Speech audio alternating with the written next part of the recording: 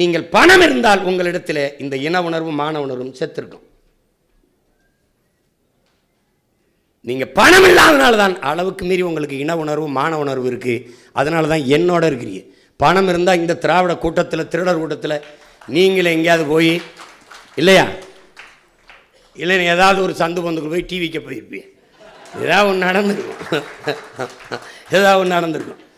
இங்கே மக்களுக்கு சேவை செய்ய பணம் தேவையில்லை. பணத்தை வைத்துக்கொண்டு நீங்கள் இந்த இடத்திற்கு வரலை, இவ்வளோ தூரம் நீங்கள் வரலை. நம்ம இதுவரை 2 லட்சம் 3 லட்சம் ஒரு தேர்தலுக்கு செலவு பண்ணாலே பெருசு. வாக்குக்கு காசு கொடுக்குறவன் அவன் தான். நீங்கள் எதுவும் கிடையாது. நீங்கள் களத்தில் நில்லுங்க, அது செல்லும். நான் 2009 அந்த தேர்தலில் என்கிட்ட காசு இல்லை. திமுக காங்கிரஸை எதிர்த்து என் இனச்சாவுக்கு காரணம் செத்து கொண்டிருக்கும்போது போராடணும் நான் முடிவெடுத்து இதுக்கு வேலை செய்யும்போது அன்னைக்கு எங்கள் அப்பா பாரதி ராஜாவும் அன்னை செல்வமணி போன்றவர்களாம் எனக்கு துணைக்கு வந்தாங்க. இப்போ காசு இல்லை. அப்போ ஐயா ஐயநாதன் போன்றவர்கள்லாம் என் கூட இருந்தாங்க. இப்போ பேசிட்டு இருந்தோம். ஒவ்வொருத்தரும் பேரம் இவ்வளவு தரம் அவ்வளோ தரும். ஒருத்தரும் கடைசியாக நாங்கள் கொடுக்குறதுல பாதி எடுத்துக்கிறோம், நீங்களே வச்சுக்கிறோங்க, எங்களுக்கு வேணாம்ட்டு கிளம்பிட்டோம். இப்போ சிவா இருக்கான்ல, என் தம்பி நெல்லை சிவா, அவன் கேட்குறான், முத்துவரை காசு இல்லாமல் எப்படி நம்ம எடுத்துகிட்டு போகிறது அப்படின்னா, பிச்சை எடுப்போம்னு சிரித்தாங்க எல்லோரும். அப்போ என்ன பண்ணுறதுன்னா, ஒரு உண்டியல் செய்யுங்க. உண்டியலை செஞ்சால் அண்ணன் பேசும்போது உண்டியலை கையில் கொடுத்து ஏந்துங்க இந்த மாதிரி நீங்கள் ஏந்துங்கன்னு. உங்களால் நம்ப முடியுதா? அன்னைக்கு 30 லட்சம் ரூபா காசு போட்டாங்க மக்கள். அன்னைக்கு நம்ம தேர்தலில் நிற்கலை, கட்சி ஆரம்பிக்கலை. இன்றைக்கி இந்த மகன் இந்த பிள்ளைகள் மேலே என் மக்கள் பேரன்பு கொண்டு நிற்பாங்க. ஏன்னா நான் அந்த மக்களிடமிருந்து மக்களுக்காக வந்தவர்கள். நீங்கள் என்ன செய்யணும்னா உண்டியலை செய்யணும். இந்த வருமானம் காக்கும் நம் இனமானம் என்று எழுதணும். துளி துளியாய் இணைவோம் பெரும் கடலாகும் கனவோடு என்று எழுதணும். அதில் தலைவர் படத்தையோ விவசாயி படத்தையோ போட்டக்கூடாது. தலைவர் படத்தை வச்சுக்கிட்டு பிச்சை எடுக்கிறான் சீமான்னு எழுதுவான். யார் நம்ம மேலே ரொம்ப பாசமாக அக்கறையும் கொண்டவன், எங்களுக்கு யார் எழுதுவான்னு தெரியும். விவசாய படத்தை போட்டியில் விவசாய பிச்சை எடுக்க வைக்கிறான்பா.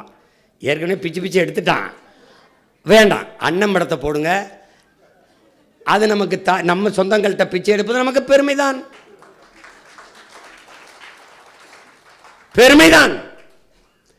நீங்கள் ஏந்துங்க. உங்களுக்கு மக்கள் காசு தரலைன்னா அங்கேருந்து எனக்கு அடிங்க. இங்கே பாருங்கள், ஒரு 10 ரூபா 1 ரூபா அது காசு அப்படி போட்டுட்டான்னா ஓட்ட உனக்கு போட்டான். புரியுதா? போடு நீ சொல்லும் மேடையில். என் அன்பு சொந்தங்களே, என் அருமை பெற்றோர்களே, உங்கள் பிள்ளைகள் பள்ளிக்கூடத்துக்கு போகும்போது கல்லூரிக்கு போகும்போது கை செலவுக்கு எப்படி காசு கொடுத்துட்டு விடுவீங்களோ அப்படி இந்த உங்களுக்காக பாடுபட வேலை செய்ய வந்திருக்கோம். எங்கள்கிட்ட பொருளாதாரம் இல்லை, உங்களுக்கு சேவை செய்யணுங்கிற மனம் இருக்குது, பணம் இல்லை. உங்களால் இயன்றதை இதில் கொடுத்து எங்களுக்கு உதவுங்க. அதை வச்சு நாங்கள் தேநீர் அருந்திக்கிறோம், சாப்பிட்டுக்கிறோம், ஏதோ பண்ணிக்கிறோம், தண்ணி இனி தவிச்சா வாங்கி குடிச்சுக்கிறோம்னு சொன்னீங்கன்னு வச்சுக்கிறோங்க, போடுவாங்க. ஏன்னா வந்தவரையெல்லாம் வாழ வச்ச தமிழ்நாடு சொந்த பிள்ளைகளை நடுத்தரில் விட்டுருமா என்ன? வாழ வைக்காமல் விட்டுருமா என்ன? நீ ஏந்து நான் சொல்கிறத கேளு. காசு இல்லைன்னு சொல்லாது. அதுக்காக அண்ணன் மொத்தமாக உங்களை அப்படி விட்டுற மாட்டேன். நீங்கள் 5 ரூபா எடுத்தால் நான் 50 ரூபா பிச்சை எடுப்பேன். அதில் உங்களுக்கு ஆளுக்கு 5 ரூபா கொடுப்பேன்.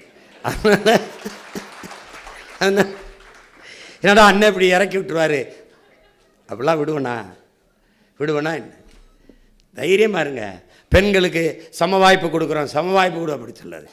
நீங்கள் சொல்லுங்கள், எங்கள் மூதாதை எங்கள் ஆதி இறை சிவன் மட்டும்தான் தன் பெண்ணுக்கு பாதியை கொடுப்பான் இல்லடா, அவன் பிள்ளைகளும் கொடுப்பான்டான்னு சொல்லுங்கள்.